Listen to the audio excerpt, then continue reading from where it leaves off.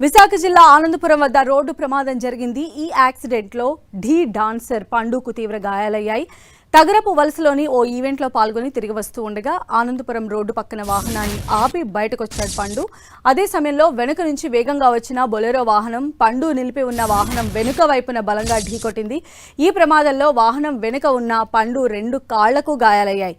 దీంతో డాన్సర్ పండును వెంటనే దగ్గరలోని ప్రైవేట్ ఆసుపత్రికి మెరుగైన చికిత్స కోసం తరలించారు.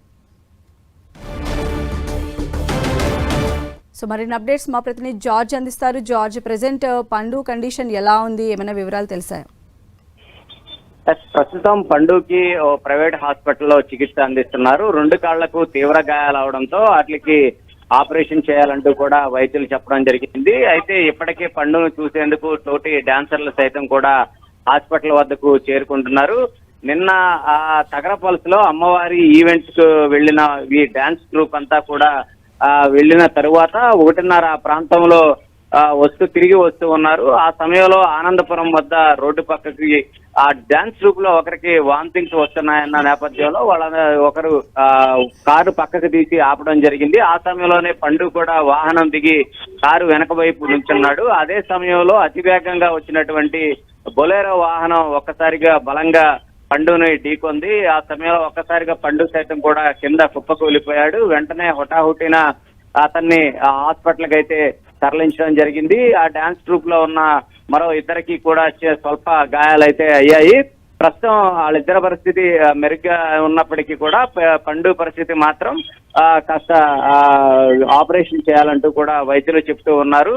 అయితే నిన్న ఎంతో యాక్టివ్ గా డాన్స్ చేసినటువంటి పండు ఒక్కసారిగా ఇలా హాస్పిటల్లో పడి ఉండడం, అంతేకాకుండా తనదైన శైలిలో మెప్పించే పండు, ఎంతో సరదాగా ఉండే పండు ఒక్కసారికి ఇలా మంచానికి పరిమితం అవడం పట్ల కూడా అక్కడున్న తోటి డాన్సర్లు బాధాకరం వ్యక్తం చేస్తూ ఉన్నారు.